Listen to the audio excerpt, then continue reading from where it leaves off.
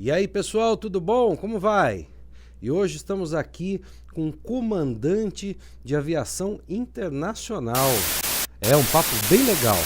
Roda a vinheta aí.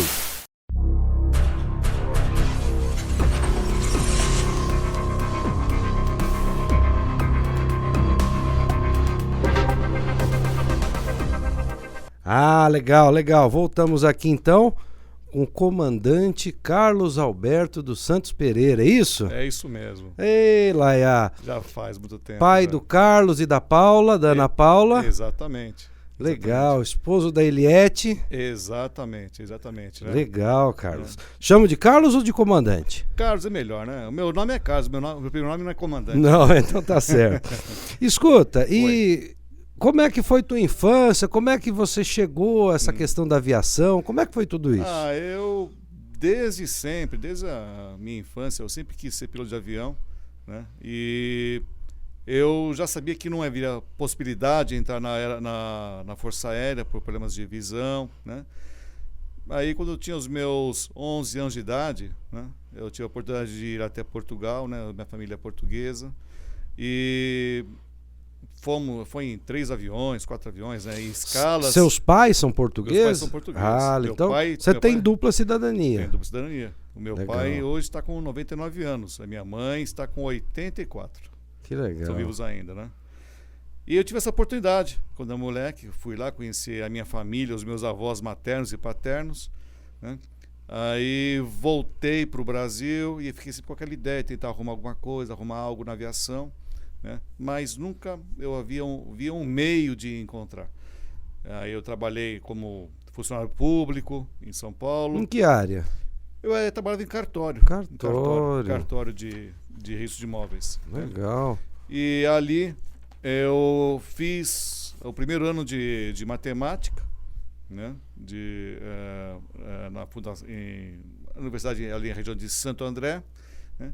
Coincidentemente, achei um colega que estava fazendo o curso de piloto privado.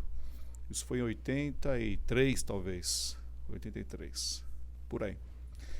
E em seguida, comecei a fazer uma série de perguntas e tal.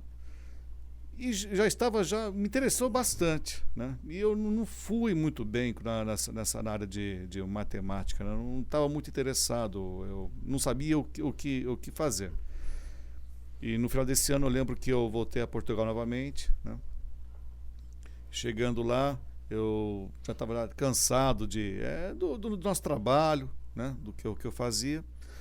E aí fui a Portugal e eu já pus uma coisa na minha cabeça. Eu ia tentar algo na aviação, não sei como, né? Ou então eu iria voltar para Portugal e lá ia continuar minha vida. Era essa eu estava decidido em relação a isso. Essa época você não era casado ainda? Não. Isso foi em 83. Eu casei em 94. Isso foi em 83, talvez. Não, foi por aí, mais ou menos. Voltei para o Brasil, né? Aí, coincidentemente, naquela época tinha um programa de televisão que falava sobre profissões. E naquele final de semana ia falar exatamente sobre aviação, né? Como eu sou da Zona Norte de São Paulo, né, aquilo me interessou bastante. Já fui logo ali no Campo de Marte, fui ali no Aeroclube, tomei informações, né, que já logo trabalhar na aviação. Mas você vê como que são as coisas. E a aviação é como se fosse tirar uma carteira de habilitação para automóvel, né? Você começa como um amador, depois vai tirar para uma carteira profissional. Aí você vai aumentando a sua graduação, né? Até trabalhar com caminhões ou veículos de cargas perigosas. É a mesma coisa, praticamente, assim, grosseiramente falando.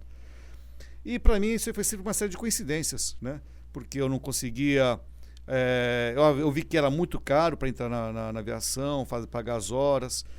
Fui para o litoral paulista, que é onde lá esse meu colega fazia as horas bem mais acessíveis, porém longe de casa. E acabei decidindo de fazer o curso teórico em São Paulo, né? Coincidentemente, exatamente na semana seguinte, isso foi num sábado, na segunda-feira já começava o curso. Aí eu fiz o curso, né? Teórico. Curso teórico. E demorei algum tempinho para começar a fazer as minhas horas voadas, né? As horas de voo reais, né? Eu lembro que eu fiz... Naquela época não tinha simulador. Não. Não, o simulador existia, mas não para essa situação, né? Entendi. Não para essa situação. Existia um simulador para você fazer voo por instrumentos, né? Para você não ficar... um voo que você não precisa de ficar olhando para o chão para você voar. Você tem que voar só por instrumentos que estão no seu avião. E...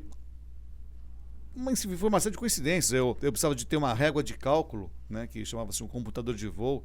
Naquela época, para mim, aquilo era caríssimo. Eu paguei aquilo ali em 4, 5 vezes para poder... Era uma régua de cálculo apenas, né?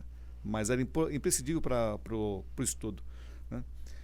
Aí depois, passou 1 mês, 2 meses talvez, eu fiz minha primeira hora de voo. E nessa primeira hora de voo tinha muita gente, muito piloto, aluno para voar. Né? Aí eu dividi o avião com o instrutor e com mais outro aluno. Né?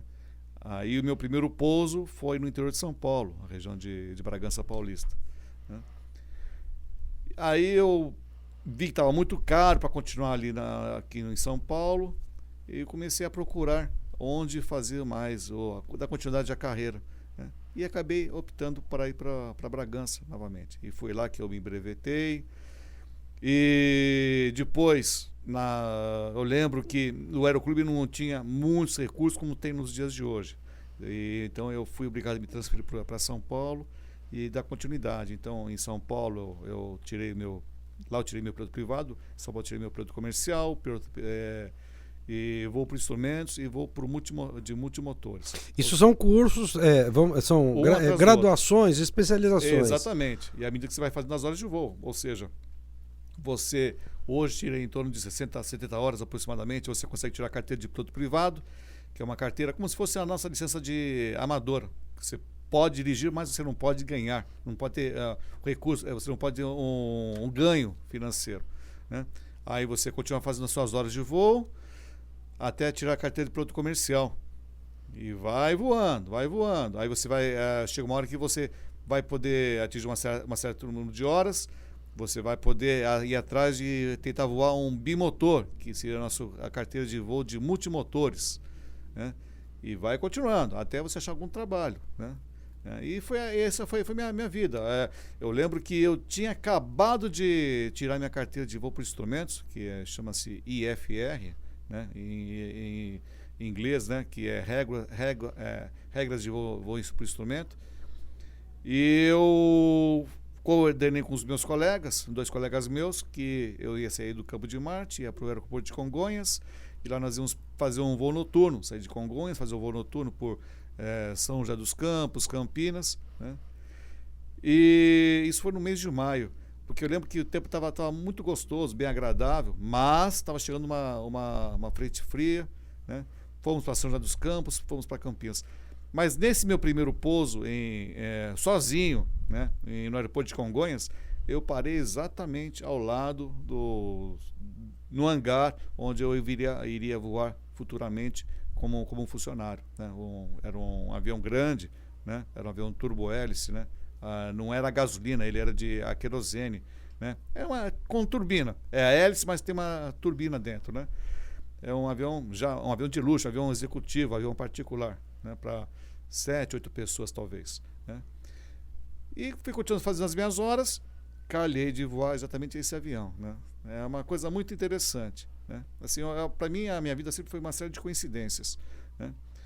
Aí nessa empresa eu voei 6 meses, e a gente, quando não tem ninguém para orientar, fiquei iludido com a outra proposta de trabalho, um avião melhor, né?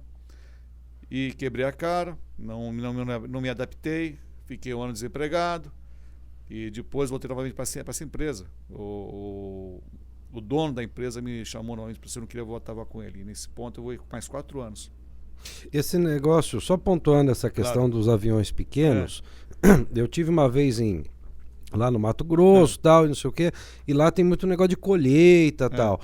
E um dos caras lá estava me falando o seguinte, que existia muita vacância de vaga de piloto de aviões pequenos que pairavam assim, passavam rasantes em cima da plantação para jogar veneno, agrotóxico. Avião agrícola. Mas caía demais. Ele falou, de repente você pega um toco de árvore lá e acaba. Por isso que o salário é bom, porque tem que compensar, porque é muito perigoso.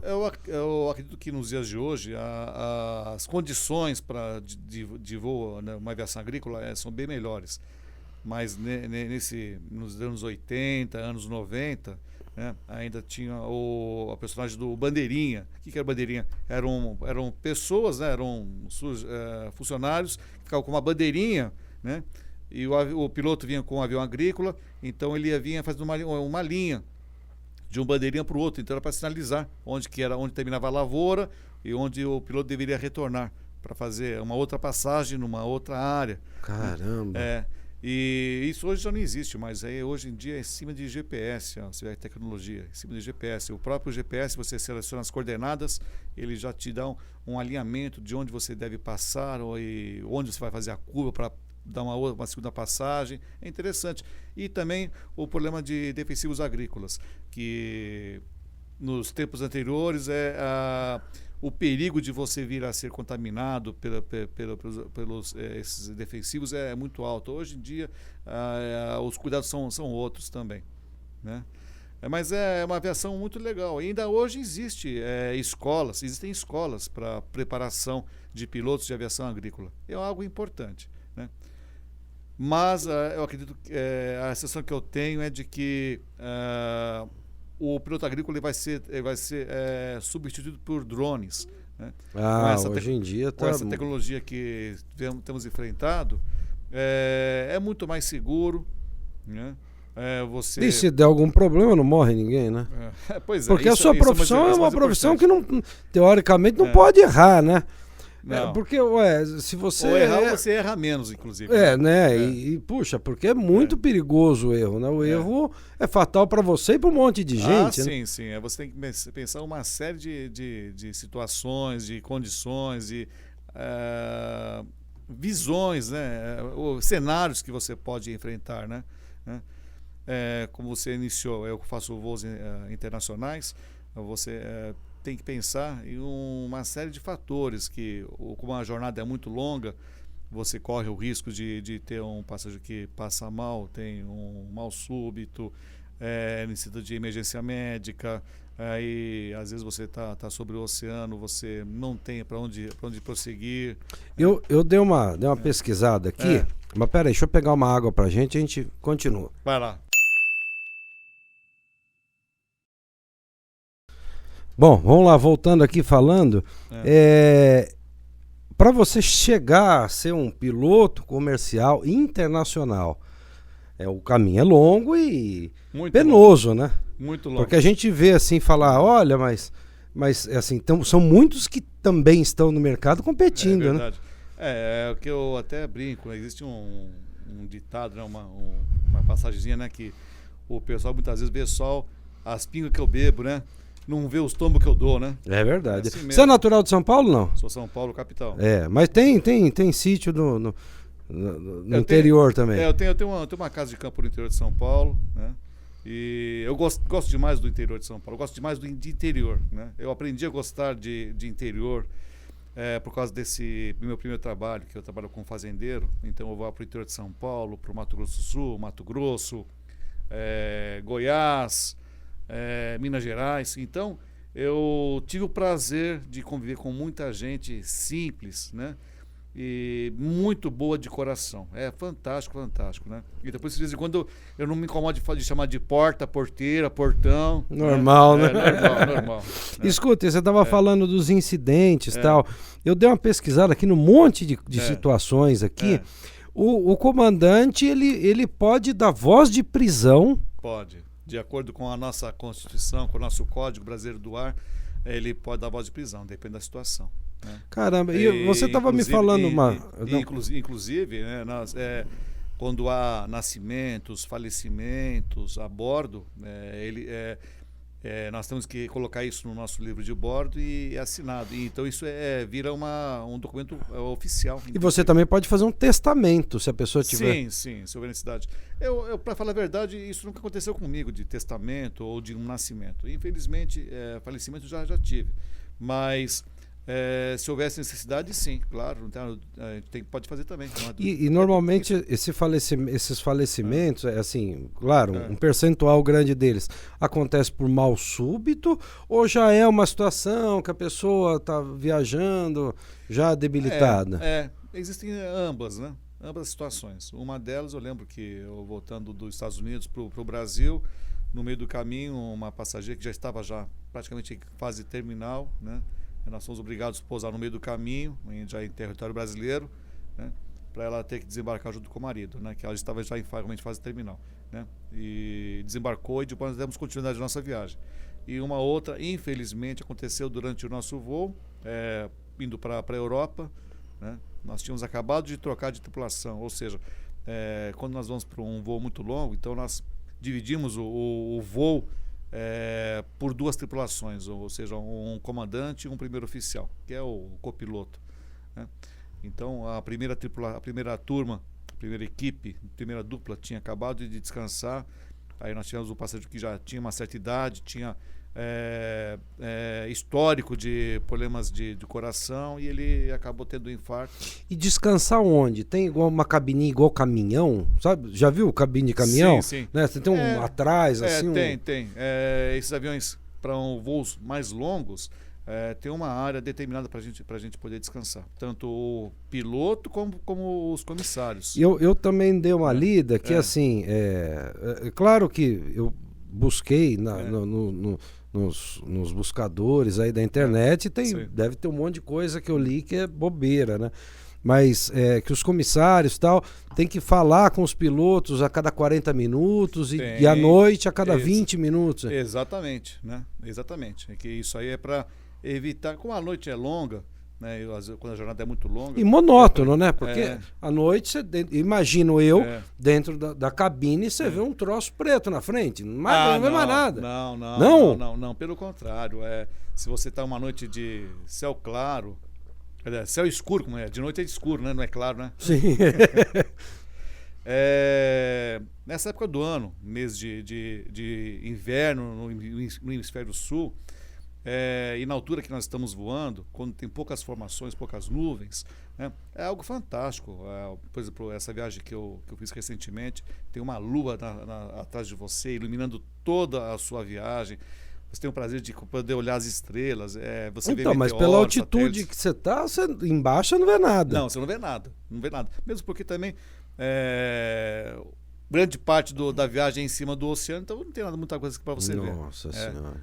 Mas quando você está sobre a terra, você consegue ver distância de 100, 200 quilômetros de distância à sua frente, você vê as luzes das cidades, né? Muito legal, muito bacana. Caramba, e outra coisa também bacana que eu li aí, o piloto, o comandante, cada um tem uma comida por conta de segurança, né? Exatamente. Você não pode comer a mesma comida do seu copiloto, ou vice-versa. Exatamente, porque vai que uma das comidas não cai bem, não pode balear os dois, exatamente, por questões de segurança, evita-se que os dois consumam o mesmo tipo de alimento. Né? Tanto é que existe uma alimentação reservada apenas para o comandante. Né? Ele pode se dar o direito de não querer essa alimentação. Ele pode pegar uma outra alimentação, mas existe uma alimentação reservada só para ele, né? Em especial para ele, né? Por questões de segurança, evidentemente. Né? Caramba, cada coisa, né? E a gente estava falando aí do combustível, né? Também deu uma lida aí, uma viagem, sei lá, de São Paulo a Paris, 90 toneladas. É por aí. De combustível? De combustível. Caramba, é um prédio. Daí para mais, né? Porque você tem que analisar, você vai ter que pensar. O avião já é pesado, então você precisa de muita energia. A energia que vai ser o combustível. Por isso que voa muito alto, porque daí o atrito é menor. E normalmente esses voos, né, de voos longos, né, você decola da sua origem, claro, à noite. Por quê? À noite a temperatura está mais baixa, então você vai poder usar menos pista para decolar. Então, se você vai usar menos pista, então você pode otimizar, você pode colocar mais peso, mais passageiros, mais carga, né? Para usar aquela mesma extensão de pista que você usaria durante o dia, né? Então, grande parte dos voos internacionais, eles saem normalmente durante a noite. Por conta da decolagem. Por conta da decolagem. Mas escuta, aí eu lhe pergunto, a conta fecha para a companhia? Porque eu não imagino quanto, financeiramente falando, quanto seja 90 toneladas de combustível. Mas que o avião lá, sei lá, você tem 300 passageiros. Por mais que cada um esteja pagando uma fortuna... Mas essa conta de 90 toneladas que você está dando como exemplo, você tem que pensar que existe uma regra que você tem que ter combustível para você sair de onde você está, né? A sua origem, né? Você tem que ter uma reserva que no meio do caminho acontece alguma coisa, você é obrigado a ir para um outro lugar. Então nesse meio ponto, nesse ponto que é calculado, né? Que tem uma equipe de solo que faz esses cálculos, né? Que chamamos de despachantes operacionais de voo, os DOVs. Então, nesse ponto, nós chamamos de reclearance, ou seja, é um ponto onde você tem que estar com um combustível X. Se você tiver abaixo daquela quantidade de combustível, você tem que ir para um aeroporto alternado para poder pousar, completar o combustível para ir para o seu destino final, né? Mas, enfim, você tem que ter combustível para você ir até o seu destino. Aí você tem que ter combustível para ir desse ponto do seu destino para a alternativa, que às vezes é 1 hora de viagem, mais ou menos, e é mais combustível que está Mas usando. Então, e a companhia consegue ter lucro ainda? Acredito que sim, né? Pelo número de passageiros, né, que você tem. Normalmente um voo internacional você vai levar pelo menos 250 passageiros. Mas escuta, são 90 toneladas, 100 toneladas. Mas você tem que pensar que não são só os passageiros, também tem a carga, né? A carga não é o peso, não é a quantidade, é a qualidade da carga que você está transportando, né? E isso aí a empresa ela também está ganhando em relação ao peso, né? Nessa época agora de pandemia, muitas empresas aéreas, empresas que faziam apenas voos de passageiros, elas tiveram que se reinventar e começar a fazer voos de carga. Então, ao invés de você transportar passageiros, você transportava carga, né?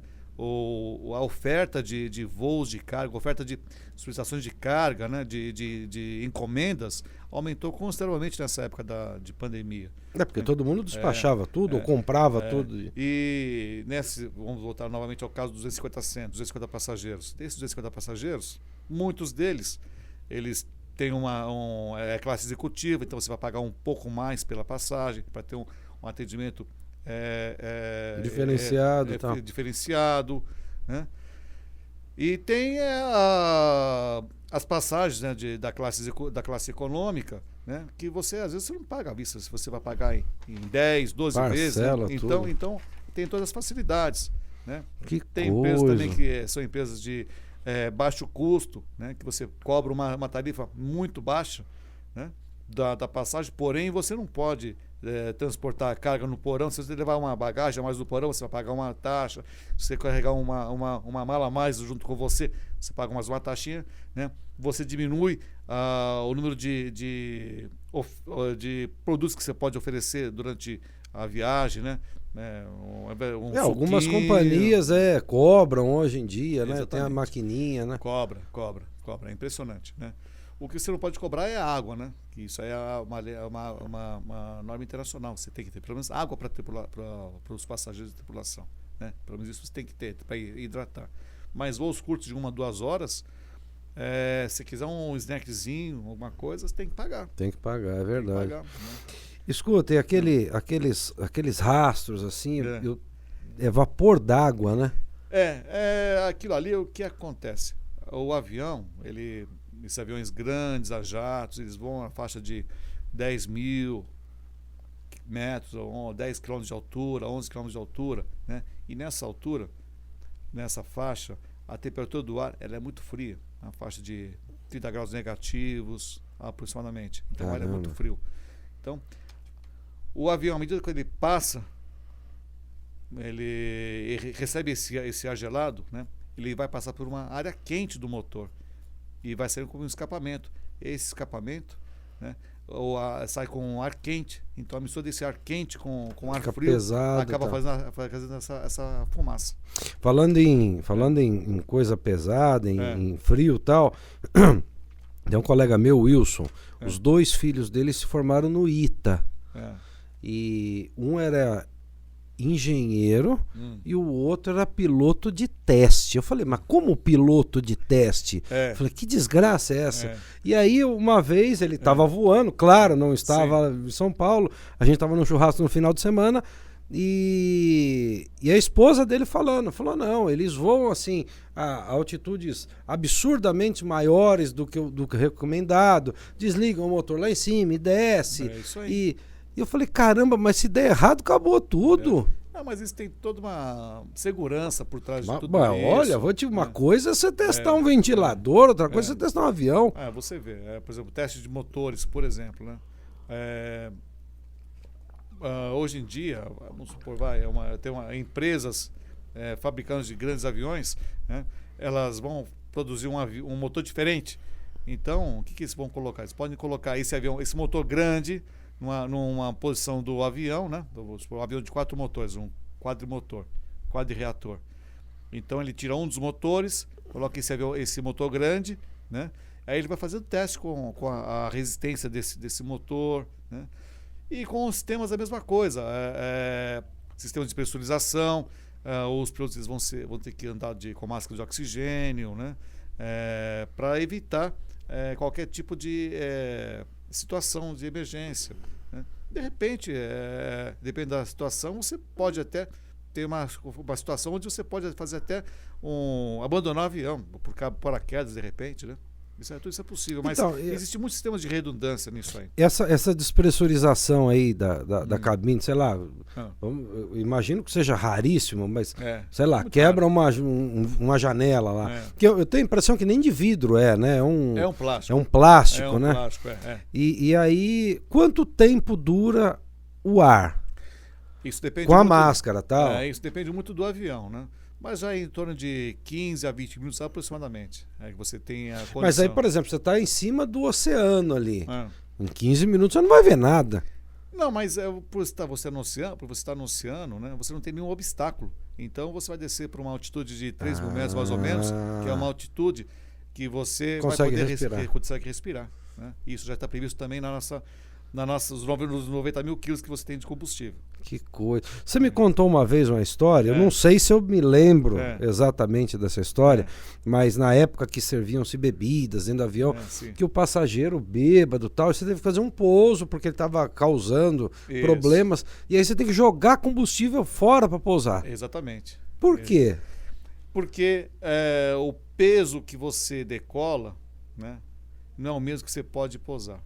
Por causa de questões estruturais. Apesar que nós tivemos uma situação há alguns anos atrás que isso aconteceu. Mas por questões de segurança, porque se você pousar o avião muito pesado, acima de um valor que a fabricante te fornece, você pode dar problema de estrutural nos amortecedores, pode dar um problema estrutural nas asas do avião. Fica mais barato jogar a gasolina fora do que consertar um troço desse. Isso é uma situação que não digo que acontece corriqueiramente. Mas como é que aconteceu? Isso era essa história mesmo? Era mais ou menos isso aí. Conta essa história aí pra gente. Foi basicamente isso. Como nós tínhamos um passageiro que estava incomodando os demais passageiros, né? E ele foi alertado. Aliás, era uma passageira. Ela foi alertada. Olha, você está incomodando os demais. Não. Começou a falar palavras de baixo calão, incomodando demais. Não teve jeito, né? Aí, mas você poderia, por exemplo, ter prendido ela. Poderia, mas não ia fazer não ia dar a mesma coisa, porque ela ia continuar com a boca, né? Falando, né? Isso é verdade. Nós temos fitas de contenção, né? Se o passageiro ele é muito agressivo. Nesse caso não era agressividade, mas falando demais. Importunando. Isso poderia provocar a ira dos demais passageiros, né? Então, até é uma forma de preservar essa pessoa, né? nós fomos obrigados a optar pela parar no meio do caminho, ainda no Brasil, paramos no Brasil, vindo do exterior, paramos no Brasil. Aí nós avisamos as autoridades competentes. Que é a Polícia Federal. Exatamente. Aí ela pegou o passageiro, desembarcou, nós colocamos um pouquinho de combustível para retornar para São Paulo. Puta, mas é um transtorno para todo mundo, né? Porque é um estresse que gira, que é um estresse para a tripulação, para uma situação inconveniente, para os passageiros, que às vezes tem hora marcada também para pegar uma outra viagem, outro voo para um outro destino, conexão. Então é um transtorno imenso, né? E você é obrigado a jogar combustível fora para fazer. E foi exatamente por esse motivo que pararam as bebidas alcoólicas nos voos? Não. As bebidas alcoólicas elas ainda tem. Ainda tem uma vez ou outra. Agora para falar a verdade, não lembro como é que está agora depois desse problema de pandemia, né? Mas até algum tempo atrás não era servido, né? Durante a pandemia não era servido nenhum tipo de bebida alcoólica. Era um suco, uma água e o snackzinho já totalmente lacrado, né? Hoje em dia eu acredito que os voos internacionais de grandes empresas aéreas para aí fora tem ainda bebida alcoólica, né? Não há nenhum problema em relação a isso, né?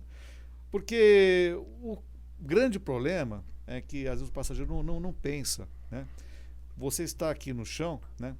Se você tomar um copo de um gin, por exemplo, né?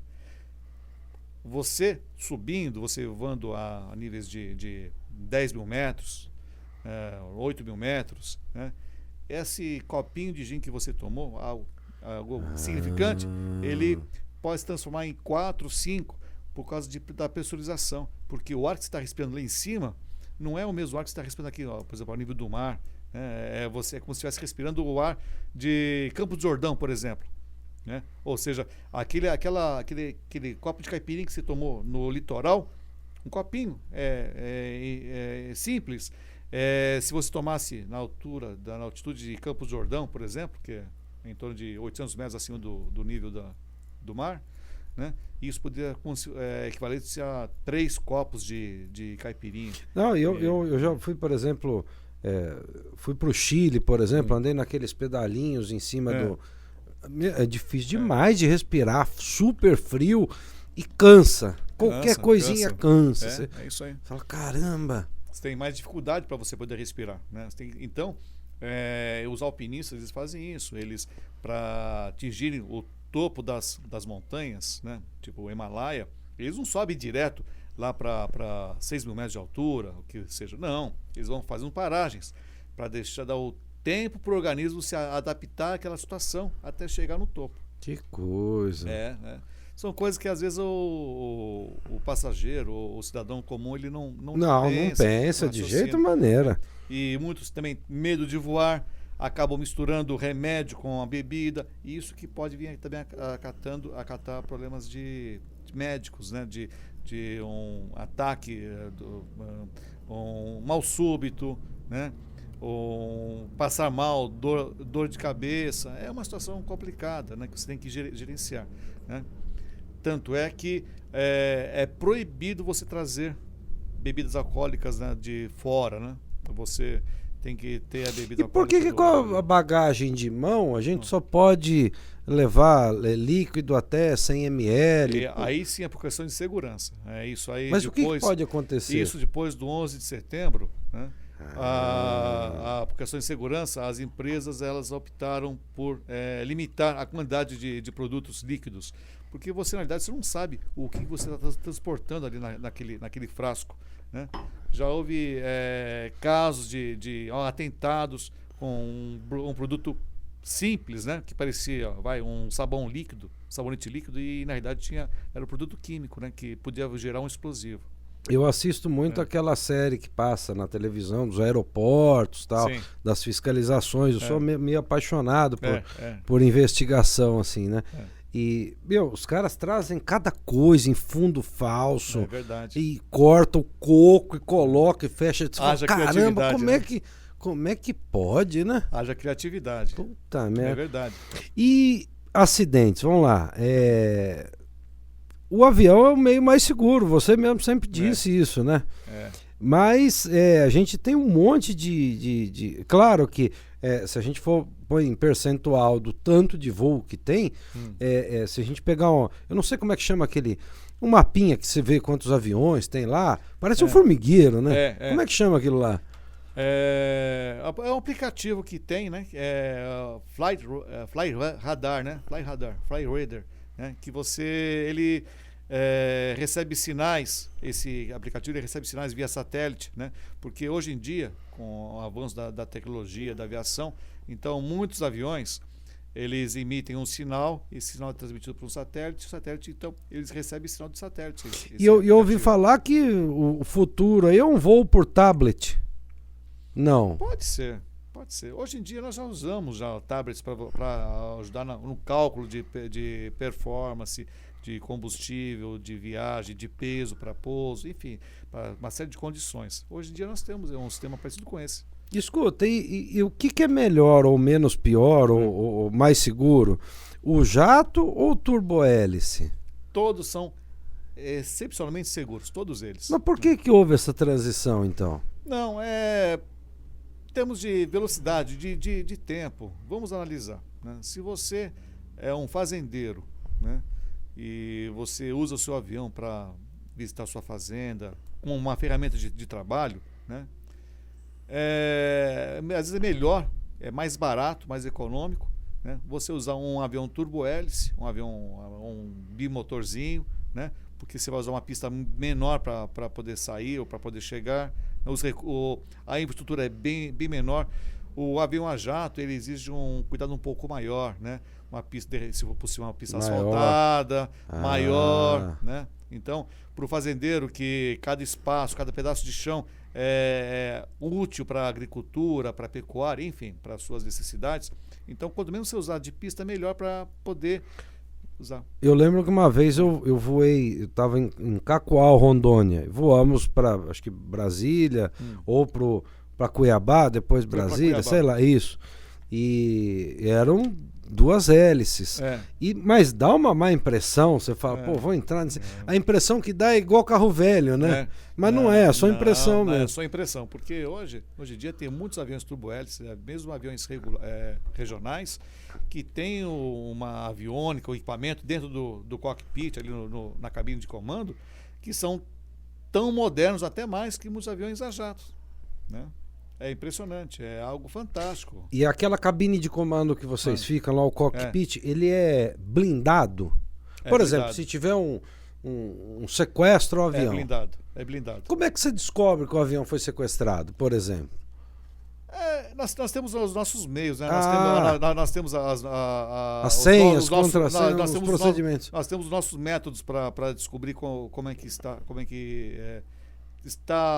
acontecendo alguma coisa de anormal durante a viagem. Nós temos nossos métodos. Entendi.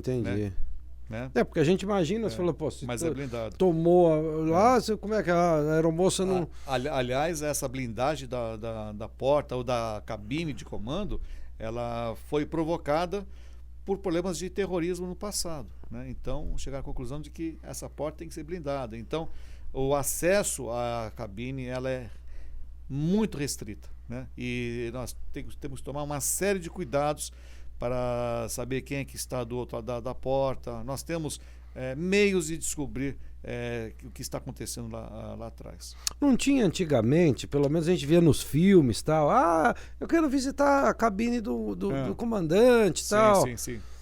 No passado isso era possível, durante o voo isso era possível, né? Um voo de turismo, né? Passeio, mas hoje em dia, principalmente depois desse problema do 11 de setembro, isso aí ficou inevitável. O 11 de setembro foi um marco, então, na aviação, né? Foi. Infelizmente foi. Na área de segurança, infelizmente, porque é prazeroso você mostrar o nosso escritório no céu, né? Para o passageiro, para uma criança que sonha algum dia atingir isso. É fantástico. Mas, por questões de segurança, isso já ficou limitado. Mas a cabine de comando, dependendo da situação, durante o avião, no momento que o avião está no chão, não há problema nenhum, né? A criança quer conhecer a cabine, ver como que é, aquilo tudo ali, né? É muito legal, é gratificante. gratificante, né? Caramba. E de repente ali você pode estar alimentando o sonho de uma criança de dar continuidade à carreira. Não, porque é um troço surreal, não é um negócio que você vê todo dia, né? Ah, sim. Primeiro claro, que você não viaja todo dia, né? Por sim, mais. Pô, você vê Nossa Senhora, você fica. O cara não quer outra coisa na vida. É verdade. É. Escuta, e aí eu pesquisei alguns. O nosso país é o quarto mais seguro do mundo em questão de aeroportos e acidentes e. Eu não sei. Não sei se quarto, eu não sei. Eu não sei também exatamente. Eu não sei a classificação, mas o nosso sistema de segurança, super de vigilância, ele é considerado um dos melhores do mundo, inclusive. Assim, isso não tem dúvida. Se você andar por alguns países, por exemplo, do continente africano, do continente asiático, você vai ver que aqui nós temos um sistema de vigilância, de monitoramento. Muito bom mesmo. E ponto cego.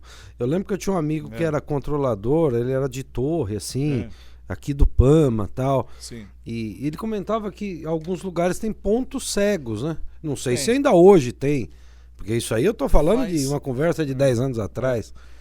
Mas nós temos alguns meios de você, nesses momentos que você talvez venha a perder contato entre um ponto e outro. Com o controle, né?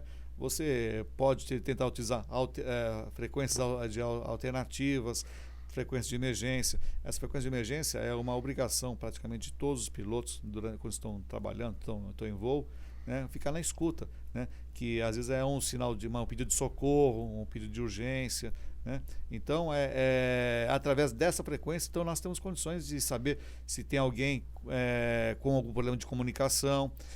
Nós temos sistemas no avião também que, se você realmente confirmar, saber que você realmente está com problema de comunicação, você tem um sistema que te coloca um código e o controle já sabe que você está com problema de comunicação, e ele já sabe, ou vai tentar separar os aviões que estão no seu caminho ou no seu entorno também, né? Existem várias possibilidades.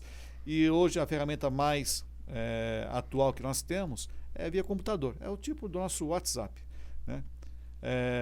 Que você não fala mais por voz, basicamente, né? Você usa apenas o computador. Você mandando mensagens para o controle, o que você quer fazer, onde você está, para onde você vai, qual é a velocidade que você está, né?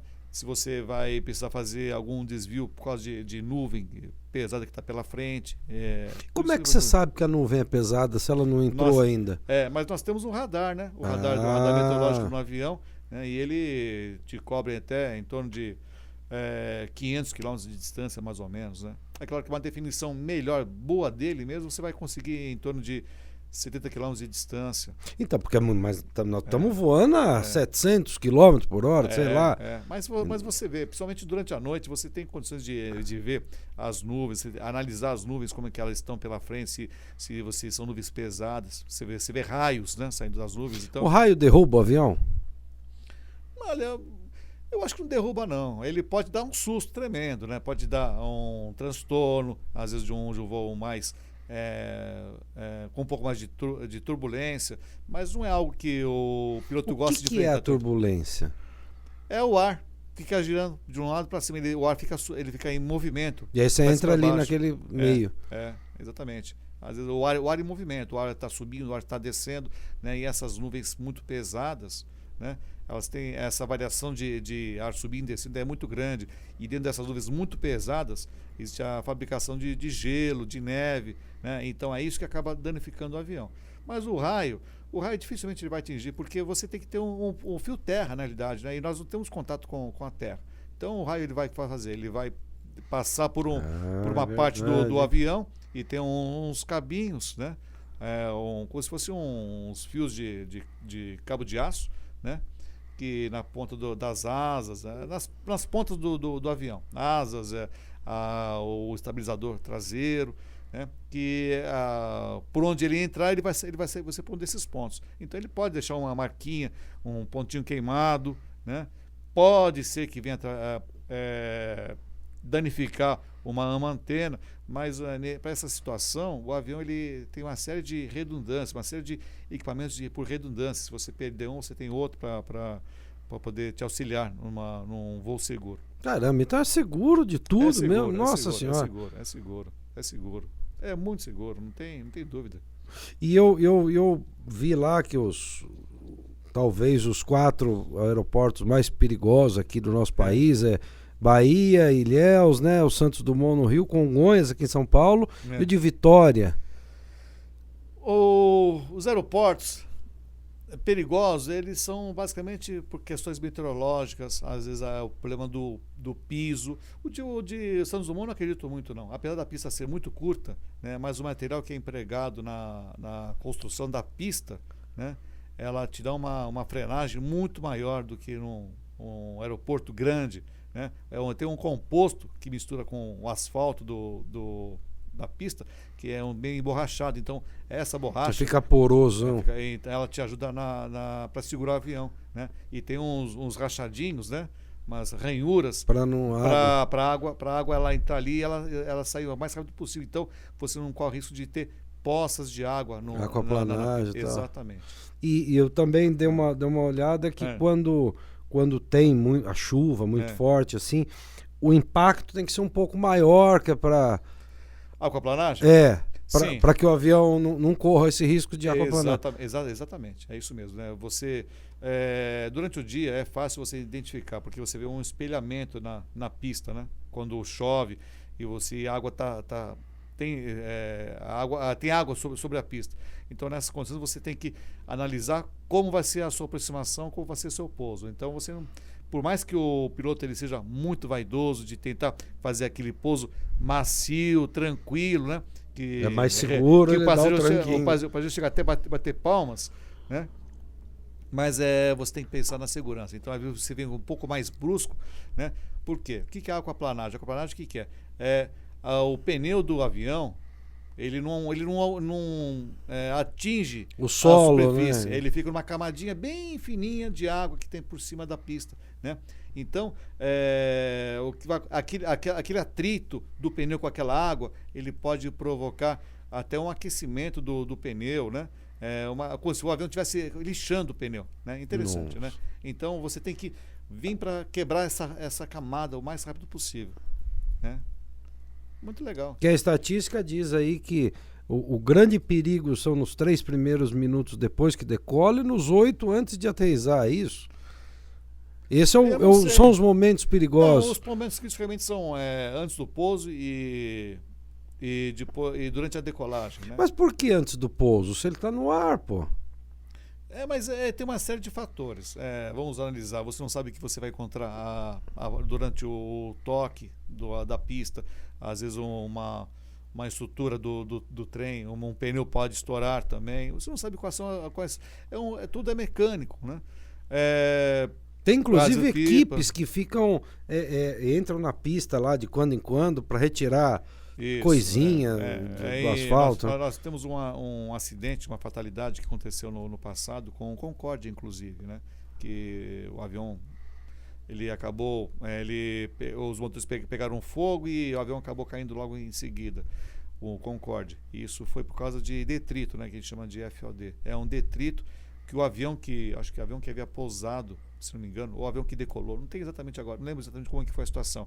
Ele deixou cair uma peça sobre a pista, né? Aí quando o Concorde ele decolou, ele passou por cima dessa peça, né? Essa peça ela atingiu o tanque de combustível, aí começou a vazar combustível em cima do motor e aí pegou fogo, né? Então isso pode acontecer, né? De você encontrar esse tipo de detrito, né? Mas essa situação você vai encontrar basicamente em que momento? Quando um avião pousa por uma situação de anormalidade, com problema de fluido hidráulico que está vazando, ou combustível que está vazando, isso é possível, né? É tudo mecânico. Então, nessa situação, aconteceu faz pouco tempo, um avião de uma companhia aérea, há uns meses atrás, né, durante a noite, em Guarulhos. O avião decolou e durante a decolagem passou uma anta na frente dele. Caramba! Durante a noite, né? Aí o que aconteceu? Ele tirou o avião do chão, né? Porém a roda do avião, o trem de pouso do avião, ele chegou a bater em cima da anta. Aí ele começou a ter indicação talvez de problema hidráulico, algo parecido. ele optou por retornar para Guarulhos, que é uma pista grande, tem mais recursos, né, de bombeiros, enfim, uma série de facilidades, né, para essas situações, né? Então, o que teve que se fazer? Teve que se esperar, teve que ver o que tinha acontecido, limpar a pista, analisar o que vai ser, quais decisões vão ser tomadas. E aí todo mundo fica taxiando, porque não para, fica fazendo espera, né? Caramba. Fica fazendo espera no voo. Mas aí nessa situação, às vezes quando o tempo é um tempo indeterminado, você não tem ideia quanto tempo que você vai gastar, né? Certamente muitos aviões ou foram para um outro alternado, foram para uma outra cidade, aguardar novas informações, né? No caso de Guarulhos, como nós temos 2 pistas, né? Eu acho que a outra pista ela foi usada para pouso também, né? Mas de qualquer maneira, o trânsito de veículos de um lado para o outro, isso interrompe durante algum tempo a operação.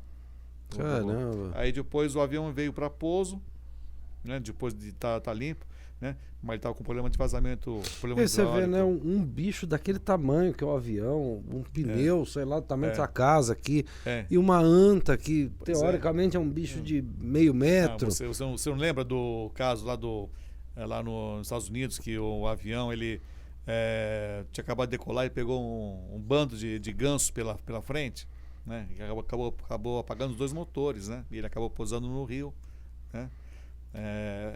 Apesar que os gansos que lá existiam, os gansos selvagens, eles eram muito grandes, mas eram tantos passos que acabaram apagando que a turbina motores. Suga. Mas ali ele chocou com toda a parte do avião, da asa, motor, né? E acabou apagando, né? Então, mas pássaros também eles acabam provocando. E balões, urubu. Balões. Aqui tem muito balão, né? Balões. Isso é uma coisa perigosíssima. Eu já fui criança, gostava de ver balão caixa, balão laranja, balão mexerica, balão cruz, acho fantástico, né? Acontece que, infelizmente, né, apareceu um maior número de aviões no ar, nas chegadas nos aeroportos de Guarulhos, Congonhas, Rio de Janeiro também, né? E os baloeiros eles começaram a fazer balões imensos, né, com aquelas bandeiras imensas, né? Isso é perigosíssimo. Mas então, mas você vê, porque é grande demais, né? Nem sempre. É porque é muito rápido também, né? Não é por isso não. Às vezes pela visibilidade. Eu lembro uma vez eu estava vindo do Rio para São Paulo de noite, né? Eu estava talvez 20 mil pés, em torno de uns 5 mil, 6 mil metros de altura. Teoricamente, um chinesinho não ia chegar nessa altura, né? Então você quer o balão era grande, né? E eu lembro que o tempo estava nublado, né? E mesmo assim consegui ver o vulto do balão passando do meu lado, muito alto, né?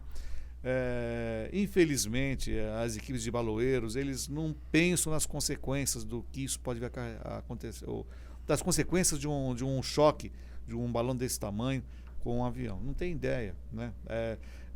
Usam botijão de gás, usam estruturas metálicas, às vezes, para fazer a armação do balão. Não é só aquele papel... Tocha, não. aquela parafina que você usava no passado, esquece, né? E aquela bandeira imensa, né, que eles carregam, né? Então você imagina a força que tem que ter esse Mas balão. os radares pegam? Não, porque não é metálico, né? Não é metálico, né? É muito triste. Então é o balão e o piloto mesmo. A torre, infelizmente. você só consegue avisar depois que você viu ou que você está perto. Normalmente, quando a torre ela observa o balão, ou quando o avião, o piloto, ele avisa que tem balão, ele está ouvindo balão e tal, e normalmente ele avisa. Então a gente tem uma informação automática, né? Quando a gente tem uma frequência de rádio, que isso é no mundo inteiro, não é só no Brasil não, né? Então, que ele vai passar informações, a pista de pouso é essa, a temperatura é essa, condições da pista é assim, tem camada de nuvem ou não tem, né? E depois, como última observação, o balão. Cuidado com os balões de ar quente, tá? Infelizmente, né? Nós como na aviação, nós nos preocupamos sempre muito com a segurança, ou seja, muito do que nós temos hoje em virtude do que aconteceu no passado, né? Então, para evitar de repetirmos os acidentes do passado, então nós tomamos certas precauções, né? E, infelizmente, o que eu vislumbro é que, da maneira como esse pessoal que eu julgo que é irresponsável de soltar esses Não, até balões. porque é proibido, crime, proibido, né? Tal. Mas tem, tem pessoas tem. que têm certa influência, infelizmente, né? Mas o que eu vislumbro é que, se não tomar nenhuma atitude mais séria, né, nós vamos ser obrigados a esperar que aconteça um acidente, né, que para depois tomar uma atitude muito mais séria, tipo crime inafiançável, coisa do gênero, né? Uma prisão preventiva, enfim, como realmente fosse um crime muito sério, né? E, infelizmente, está indo para isso, né? Tudo que nós temos na aviação é em cima de estatística, né? Acidentes, olha, estatisticamente o aeroporto ele tem uma certa margem de segurança, está previsto acontecer um acidente após 100 mil horas, 100 mil pousos, a chance disso acontecer é real, né? E então, com um acidente com balão, é real também, né? Porque enquanto ele estiver à noite e ainda com a tocha, é uma coisa, né? Mas a partir do momento que a tocha começa a se apagar, né, você acaba não vendo ele, principalmente durante a noite, né? Ou um objeto como esse, um balão, ele vai cair em cima de uma petrolífera, de uma petroquímica. É um perigo. É perigosíssimo, né? Então você não sabe o que pode acontecer após a queda de um balão como esse. Eu acho muito bonito, muito legal, né? Me remete à minha infância, né? Algo fantástico. Muito criativo a maneira como eles fazem esses balões, constroem esses balões. Mas o perigo é iminente, infelizmente, tá? É chato, né? O pior é que, de repente, alguém da família desse baloeiro que está ali ajudando a soltar o balão, que é uma festa e tal, né? Pode estar num avião e acabar sofrendo um acidente. Claro. Imagina a cabeça desse sujeito. Não, tá louco, tá louco. É muito perigoso. E isso acontece basicamente no Brasil, né? Eu não lembro de ver em alguma outra localidade, né, na Europa ou nos Estados Unidos, essa situação de balões de ar quente, balões juninos, né? E interessante que eles escolhem, né, os dias da semana, né? Que ou é uma sexta-feira à noite, um sábado de manhã, ou é um sábado à noite. Tem domingo, isso também? Tem. Final de semana são os dias, são os dias mais propícios para você soltar balão, né? Durante a semana o pessoal vai trabalhar, vai produzir os seus balões, né? Vai construir, né? E solta de final de semana, quando o ar está calmo, está sossegado, né? Ele vai ficar mais tempo no alto, né? Mas é complicado. Às vezes no avião você não tem noção de distância, quando você deve fazer uma curva para um lado, para o outro, se você vai passar por cima, se você vai passar por baixo. Eu tinha um colega que tinha situação de helicóptero, né? Ele era piloto de helicóptero e tal. E ele contando que uma vez e aqueles helicóptero pequenininho, né? E ele falou, uma vez a gente tava voando, tal, esses helicóptero Robson, né? De reportagem e tal. E ele falou, eu vi um helicóptero militar assim, ó, desse tamanho. De repente ele fez assim, passou por cima de mim. Um monstro. É isso mesmo. Eu falo, caramba, porque é muito rápido, né? É uma conta que você tem, né? Vamos supor, você está dando a 100 km por hora na estrada, tá? Se um carro passa por você, né? Ele está um pouquinho mais rápido que você, 110, 120 km por hora. Então ele vai passar devagarinho por você, né? Já quando o carro vem ao contrário, então você soma as duas velocidades. Dobrado, se ele está vindo a 100 e ele está indo a 100, são 200 km por hora. Então o choque é de 200 km por hora. Nossa senhora. É uma coisa fantástica. Pegar, espatifa tudo.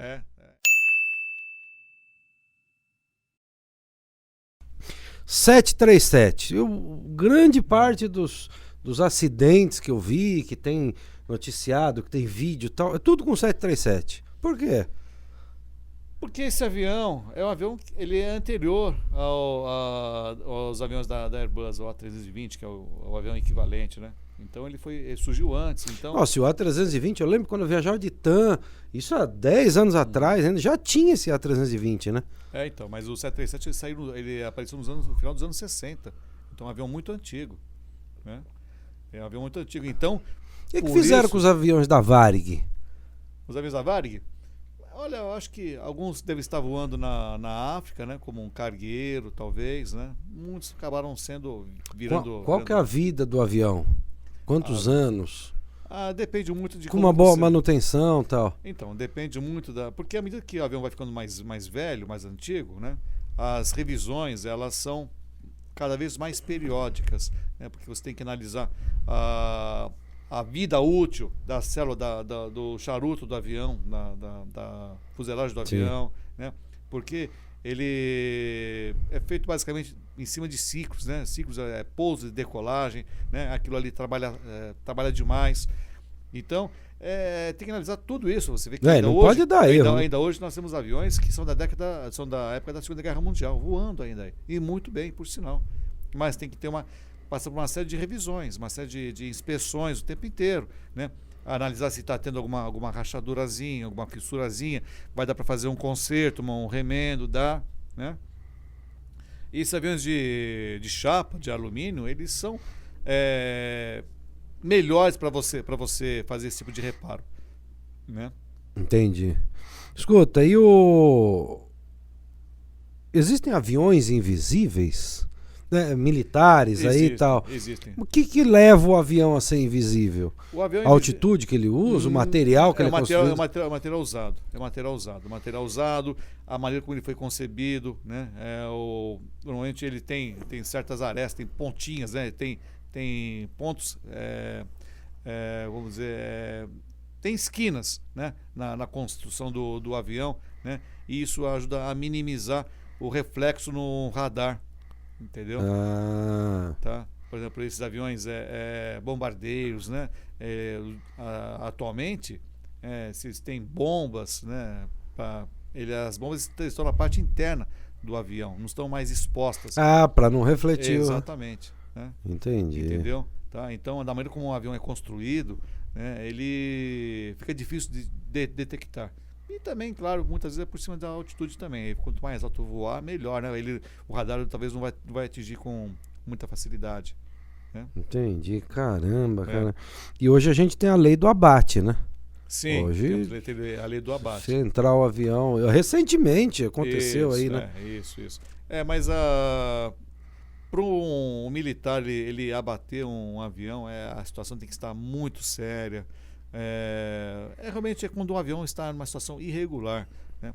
Porque o piloto, o militar, ele dá todas as oportunidades, ele vai falar com você uma frequência que você pode estar naquele momento, ele vai fazer uma frequência que a gente tem, que chama de frequência livre, uma frequência que todos os pilotos podem utilizar. Ele vai mostrar visualmente para você que ele está ali, que isso aí mesmo. Desce aí, né? É isso aí, exatamente. Se o sujeito ele tenta sair daquela situação, já é uma situação que ele tá Agora, recentemente ocorreu aí um abate num míssil iraniano que pegou um avião comercial, não foi? Foi. Um troço meio atrapalhado, Uns 4 anos. O iraniano? Iraniano, Eu não lembro isso. Tava voando lá para aqueles lados. Não lembro disso aí, não. Eu não li a respeito. Não. Eu não lembro exatamente qual que foi a questão aí, mas teve um troço assim. O que acontece se você está passando sobre um país e não tem autorização para sobrevoar essa região, né? Automaticamente, se esse avião está passando por cima desse país e sem autorização, automaticamente você está invadindo o espaço aéreo do país, né? Porque o país que nós conhecemos não é só a terra, né? Claro. Ela vai do chão até o infinito. Então, vamos supor, um voo comercial vindo da Europa, ele vai para a Argentina, tem que passar por cima do território brasileiro, ele tem que ter autorização do território da autoridade brasileira para poder sobrevoar o país, né? Algum tempo atrás houve um conflito, acho que foi no Catar, talvez, ali no Oriente Médio, né? Onde foi alguma coisa do gênero. E a empresa local do Catar, ela não podia sobrevoar alguns países. Então, ela, para atingir o seu destino, tinha que dar uma volta tremenda. Porque senão correu o risco de ter um abate, né? Que Porque você não coisa. sabe quais são as intenções. Para aqueles lados lá tem muito terrorismo, né? Tem muito radical religioso. Infelizmente. Porra, o cara põe uma bomba no corpo e explodir. Pois é. Pô, é o top de tudo, né? Né? Que se tem de loucura. A religião, o extremismo, né? É muito complicado. Em tudo quanto é ramo, o extremismo sim. Não é bom, não. Escuta, e o acidente da Lamia? Da Lamia? Ali é uma situação muito O triste. que aconteceu ali, caramba? Por tudo que eu tenho lido, a imprensa divulgou, né? A mídia divulgou. Basicamente, o que foi?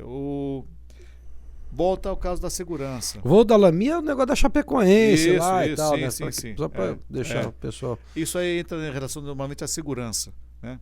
Então, todos nós, no meio do aeronáutico, a gente tem que preservar a segurança, né?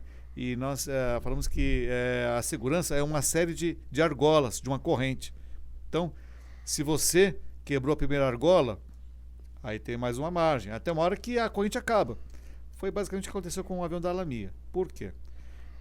Já havia relatos de que o dono da empresa era um dos pilotos, né? Então ele usava o mínimo combustível possível para... Por conta de economia, não por causa de peso. Não, por questões de economia. Né? Já viu o caso de que ele chegou no aeroporto do Rio de Janeiro, ele acabou pousando, ele chegou, a hora que ele parou, ele estava sem nenhum combustível em todos os motores, não tinha nada de combustível no avião, praticamente. Né? Mas ele conseguiu chegar, então, falou, deu certo uma vez, vou tentar mais uma. Foi tentando, foi fazendo várias vezes. Até um dia que tinha uma montanha na frente, né? Naquele dia, o que aconteceu? Né? Ele decolou acho que decolou da Bolívia, talvez. Decolou da Bolívia. Né? Mas, pelo que eu tenho lido a respeito, parece que o plano de voo, ele não colocou aquele combustível que você falou no começo, que eu mencionei, você tem que ter um combustível para você tem que ir para o alternativo, para um aeroporto outro aeroporto, que não seja o de destino, por questões qualquer situação. Né? Tá. O avião estava pesado, né? Sobrevoo da Amazônia, é uma região ali tem sempre formações de chuva, né? Às vezes você é obrigado a ter que fazer desvios, isso leva um combustível, você gasta um combustível a mais nessa situação, né? Ele teve a oportunidade, parece, de ter que pousar no meio do caminho para abastecer. Ele não quis abastecer. Mas porque daí ele ia pagar uma fortuna, porque cada vez que o avião desce... Acho que 10 mil reais, talvez. Isso aí acho que não é uma fortuna. Não é. Eu achei que era eu acho que a vida humana vale muito mais. Nossa Senhora! E calhou de naquele dia, né? A última corrente ela ter se rompido. Ele chegou acho que foi em Cochabamba, talvez. E já chegou pedindo prioridade. No seu destino, o que aconteceu? Um avião de uma empresa aérea comercial, ele também declarou emergência. Ele estava com, acho que estava com condição monomotora, ele estava com um problema qualquer lá, um problema de combustível. Então ele teve prioridade para pouso. E esse avião da Lamia, ele foi obrigado a fazer uma espera, fazer uma órbitazinha lá, né? Qualquer, né? Nesse meio tempo de fazer órbita, ele vai gastar um combustível que ele já não tinha praticamente, né? Até que o outro avião pousasse, né? Aí começa a ter os Cs, né? Que fica muito mais fácil. A gente está numa mesa, claro. A gente está aqui na mesa conversando, fica muito mais fácil. Se ele tivesse pedido emergência naquela situação, talvez ele não tivesse, o acidente não teria ocorrido. E foi o último elo da corrente que acabou se arrebentando, né? Então, E teria alguma, vamos dizer assim, alguma punição do piloto ou da companhia, né? O piloto não, Sim. porque ele pode ser um funcionário qualquer, mas da companhia pois me dá emergência aí porque eu tenho pouco combustível. Isso seria algo punível? Não, isso é responsabilidade do comandante, não da companhia, né? A companhia ela pode te dar uma informação e você pode até contestá-la, né? Aí a autoridade do comandante que é a última, né? Ou seja, o comandante ele vai falar, não, esse combustível para mim é insuficiente, eu preciso de mais combustível. Não, eu não vou ter o combustível que eu tenho aqui. Não é, Mas a empresa pode é falar, não, mas o que tem é esse. Então, aí você fica sujeito. Mas no caso desse voo especificamente, o dono da empresa estava a bordo, era o comandante do avião. Ele arriscou, né? Ele falou, tô acostumado, essa rota que eu sempre faço. Pois é uma coisa assim do gênero, né? E acabou pagando com a própria vida também. Outra curiosidade também que eu tenho, dei uma pesquisada tal lá, alguns aeroportos, né? O aeroporto lá de Portugal, da Madeira. Da Madeira. Vento pra caramba, né? Você procura os aviões pousando meio de lado, vem meio... Aquilo deve dar um desespero. Já pousou lá, não? Não, na Madeira não pousei. Né? Deve dar um desespero, aquela né? pista é interessante, porque ela foi aumentada. Você não vem de frente, né? Você vem de lado, daí...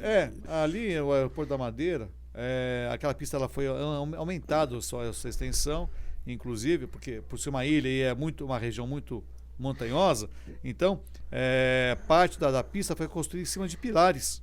Né? Sim, é até bonito pra caramba. É bonito. E foi uma empresa brasileira que construiu aquilo ali. Ah, é? Foi uma empresa brasileira que ajudou a construir aquilo ali. Legal. Né? Em relação ao aeroporto da Ilha da Madeira, os pilotos exigem um treinamento específico para aquele aeroporto, para a operação ali. É a mesma coisa como o aeroporto do Santos Dumont, na ponte aérea Rio-São Paulo. O Santos Dumont é uma situação onde o piloto ele tem um treinamento específico para aquele aeroporto. Ou seja, não são todos os pilotos de uma empresa aérea que podem pousar ali. Né? E também nem todos os tamanhos de avião, né? Não, depende do avião. Porque aqui em Congonhas, por exemplo, aqui não pode, os grandões mesmo não por causa da maneira como a pista foi construída, comprimento da pista. Entendi. Tem uma série de fatores. Né? No passado, nos anos 70, aviões de 180, 200 passageiros, aviões grandes, eles pousavam no aeroporto de Congonhas. Mas era uma outra época onde a pista tinha uma outra construção também. Hoje é mais seguro. Hoje é seguro, não tenha dúvida. Não tenha dúvida. Né? Já existe um composto também no asfalto. No asfalto também, que ajuda também na frenagem também, né? E agora, recentemente, fizeram uma extensão da pista, né? Ali pro lado da Avenida dos Bandeirantes, ou da Washington Luiz, né? Washington Luiz, Bandeirantes, que aquilo ali é uma área de emergência. É um atoleiro, né? Exatamente. Né? Eu ouvi alguma coisa assim. É isso aí. Então, se você vem do lado de Diadema, né, do Jabaquara, para pousar, e que ali a pista tem uma inclinaçãozinha, um declivezinho naquela direção. Então, se o avião, por algum motivo, ele não consegue parar, ele entra naquela pista, naquela parte ali, ele consegue parar. Esse último voo que eu fiz, recentemente, agora, 20 dias, um mês, voltando de Cuiabá, e veio por um lado, aterrissou em Congonhas. Tentou por um lado, arremeteu, aí foi pelo outro lado da pista e veio ao contrário. Isso provavelmente deve ser por causa de condições meteorológicas, vento, né? Então, provavelmente na primeira aproximação, ele encontrou um vento que estava, ao invés de segurar, né, ajudar a frear o avião, não estava empurrando. Então, e aí tem aquele negócio na asa, o reverso, não é? Como é que chama aquilo lá? Aquele negócio que abaixa, assim?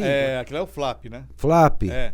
A parte de trás da asa, que ela começa a descer e tal, aquilo ali chama-se flap. E ele desce, e qual é a ideia? É segurar o avião no chão? Aquilo ali, por conta da aerodinâmica? Aquilo ali, ele vai aumentar a área da asa. Certo. Também, né? E aquilo ali vai ajudar o avião a voar com uma velocidade mais baixa. Vai segurar mesmo. É para segurar o avião. Então, pousou, abre aquilo lá e... Não, aquilo ali já você vai aumentando a área da asa com aquilo ali, que é o flap, né? O reversor, ele fica nos motores, né? O avião pousou, abre uma lata atrás do motor, né? Aquilo ali seria o reversor do avião. Né?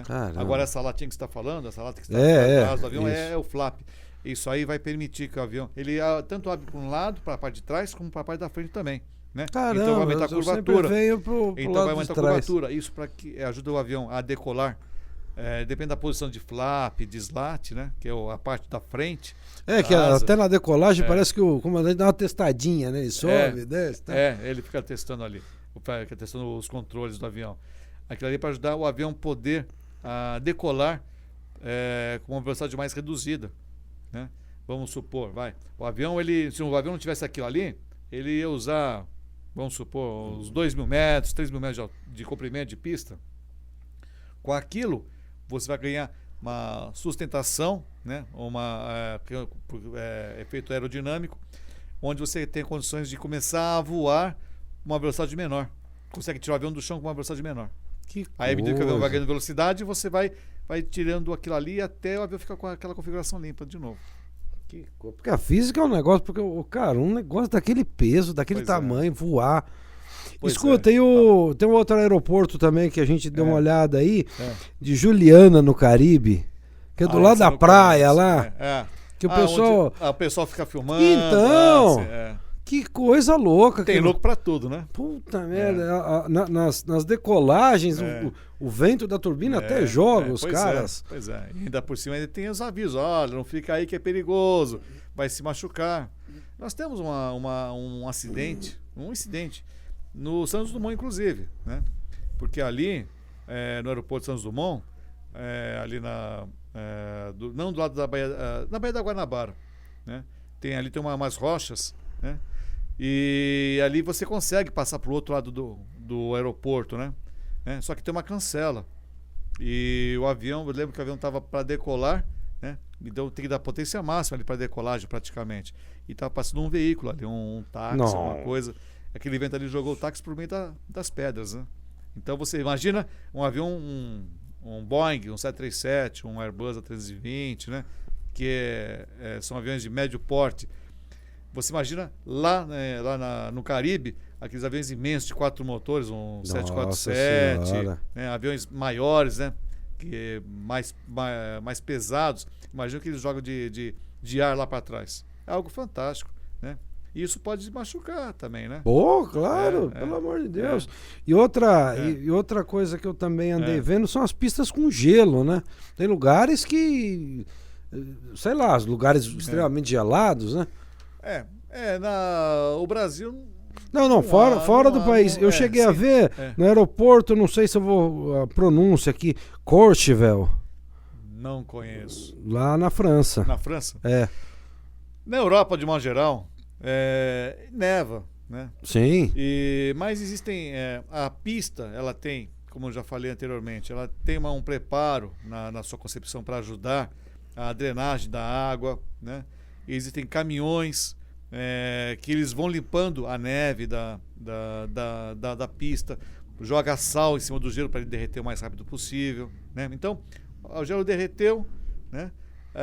Então ele entra para aqueles canaizinhos, aquelas ranhurazinhas assim, e vai embora a água, né?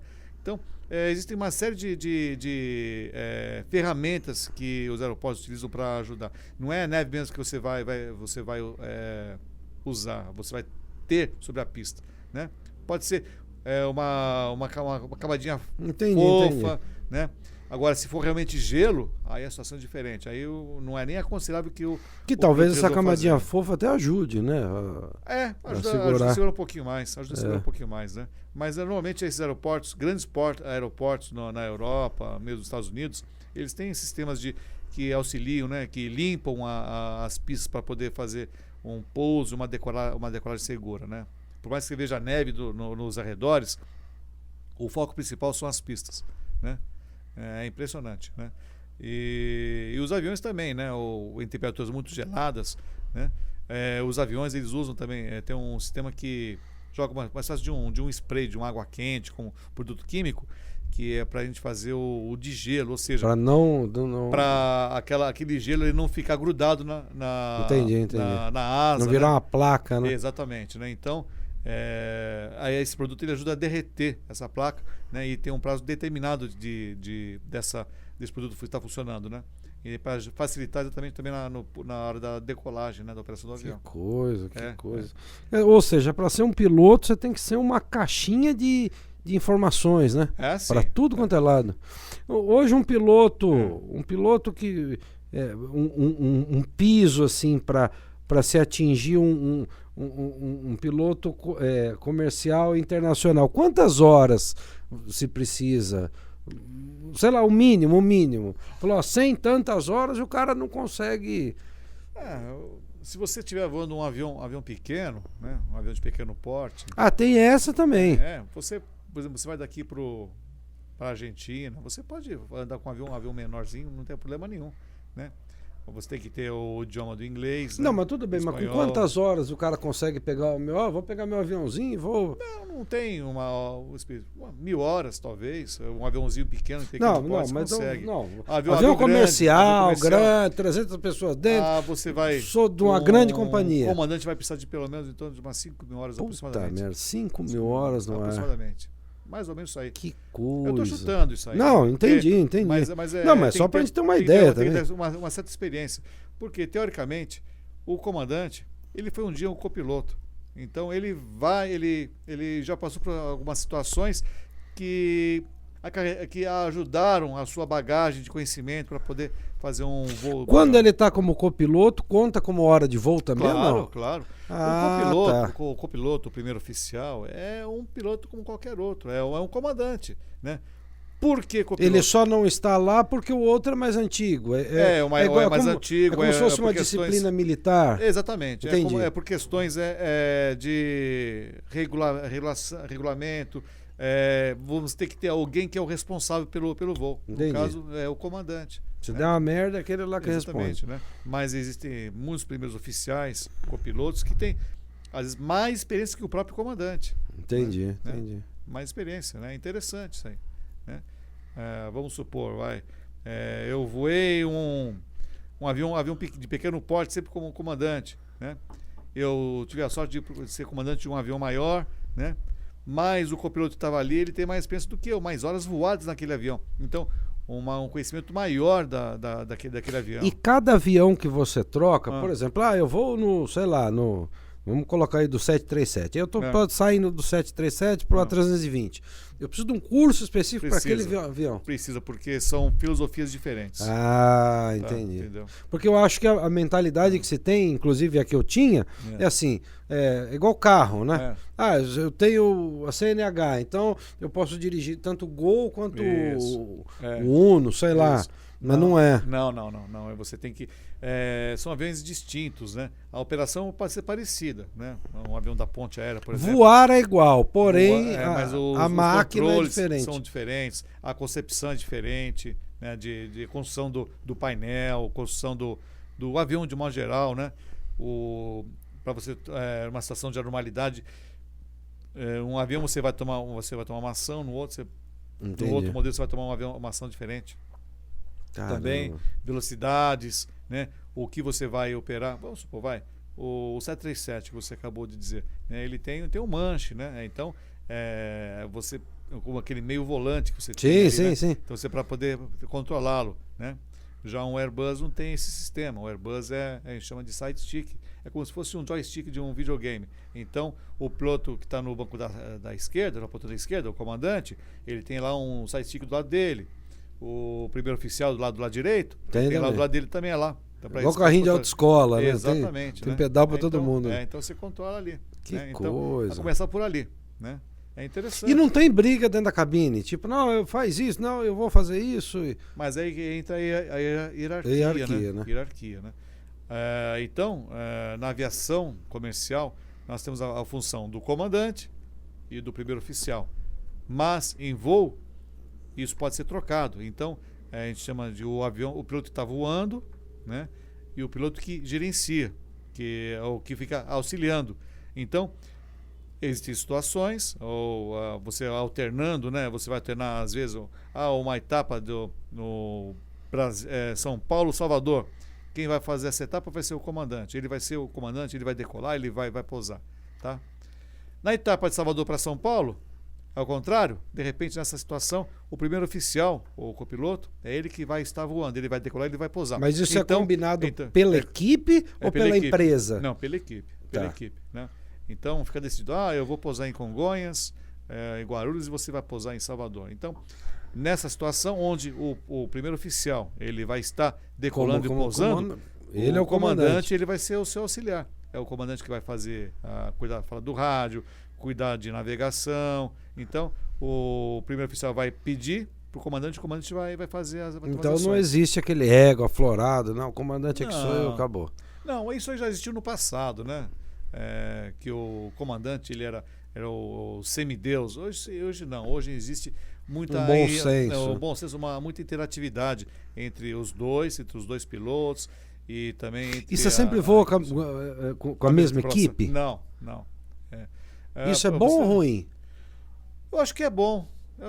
Porque é uma forma de você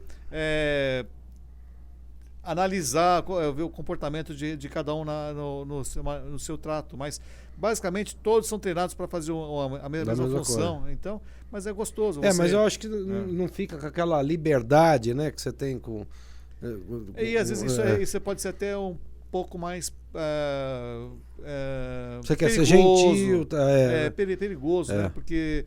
se você tentar misturar as coisas de amizade com o profissionalismo, isso acaba atrapalhando o seu trabalho, né? Você tem que saber separar as coisas, né? Você está trabalhando, então a minha função é essa, a sua função é aquela, tá? A gente saiu do pouso, pousamos, vamos descansar, vamos jantar junto, vamos conversar, conversa fora, tal. Isso tanto com os pilotos como os comissários de voo também, né? A mesma coisa, né? Mas cada um tem que saber a sua função. Então é como se fosse uma hierarquia. É meio militar. Para ter uma organização. Não, mas tá certo, tem que ser. Você já imaginou? Não pode ter erro. Se não tiver erro, acaba tudo, cai. Você imaginou? Vamos supor, por algum motivo, o avião ele vai tentar decolar e ele rejeitou a decolagem por alguma razão. Você já imaginou lá atrás, nas comissárias?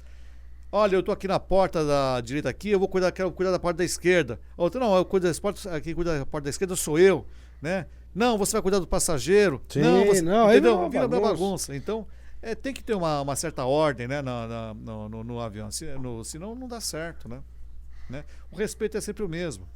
Respeito é o mesmo, né?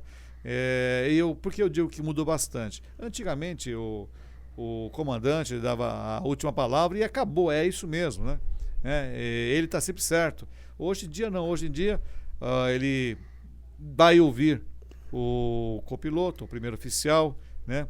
Ele vai analisar se aquela proposta é viável ou não, ele vai ver, depende da situação, ele vai ouvir, no caso de um passageiro que está com mau comportamento, ele vai ouvir o comissário de voo para saber o que ela acha daquela situação, o que pode ser feito para tentar contornar aquele momento. E até para estar amparado também, se der algum problema e tal, né? Foi um comum acordo, o né? comissário de voo, né? Ele antes dele servir o seu lanchinho, servir a sua refeição, aquele seu sorriso, ele é um técnico de segurança. Ele está ali, não é só aquilo ali, é uma cortesia. Ele está ali como segurança, né? Se você estiver passando mal, ele está ali para resguardar a sua segurança, a sua vida, a sua integridade, né? Se houver uma anormalidade... A gente acha que é garçom, né, cara? Pois é. Né? Mas então, isso aí é falta de informação. É falta de informação. Porque você entra no avião, você quer saber o seguinte, cadê a moça, que hora que vem meu lanchinho? Tipo, eu tô no restaurante, e não é assim. Exatamente, né?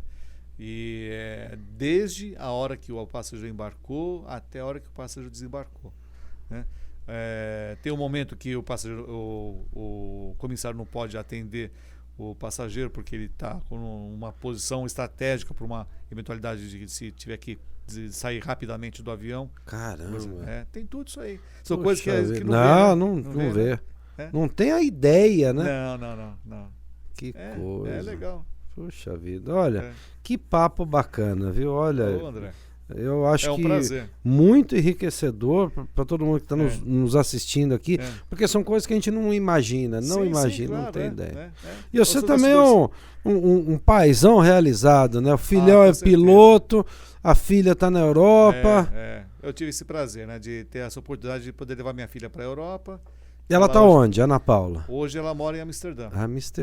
Olha que legal. Ela já está na Europa indo para 4 anos, talvez. Não volta mais, né?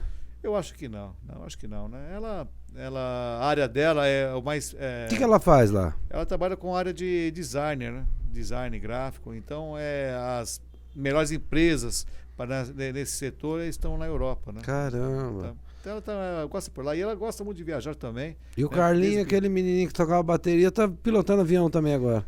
Ele tá no curso, né? Puta tá no curso merda. ainda. Né? Mas já voa. Já voa, já. Que já coisa. fez os vozinhos já, umas 2, 3 horas. Quantas horas de voo ele já tem? Não, é muito pouco ainda. É. Tá bem no comecinho ainda, ele tá começando ainda, né? Mas porque não é fácil, porque você tem que estudar para fazer provas, né? Então tem que passar nas provas para depois dar continuidade ao curso e vai acumulando as horas também, né? Que coisa. Mas ele tá indo bem também, né? É uma grata surpresa. Claro, Uma grata claro. surpresa, Nossa, né? um baita orgulho dos dois, né? Eu fiquei impressionado com a dedicação dele na área da aviação. Ele era meio desligadão na escola, tal, mas ele se dedicou mais à aviação. Eu tô a veia aquele... Poxa... Tá um negócio, né? Você falou da minha filha também.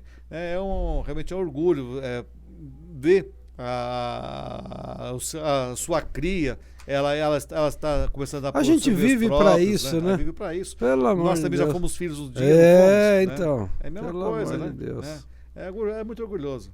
É muito bom. Legal. Então, meu amigo e comandante Carlos Alberto, deixa o seu recado final aí para todo mundo que está nos assistindo, algum recado, alguma rede social, algum telefone, alguma propaganda.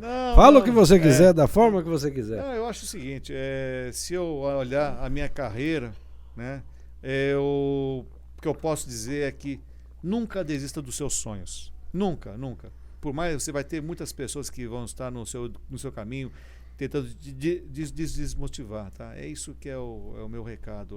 Nunca desista dos seus sonhos, né? Não é ser piloto de avião, você quer ser taxista, que seja, você vai querer ser ascensorista, que seja, mas tem que ser feliz, né? Não pense, eu vou querer ser médico porque eu vou ganhar muito dinheiro. Você pode ganhar dinheiro, mas você pode acabar sendo uma pessoa frustrada no futuro, tá? Então, nunca desista dos seus sonhos, por mais absurdos que possam ser, tá? Sempre acredite. Esse que é o recado. Tá bom? Pessoal, até a próxima.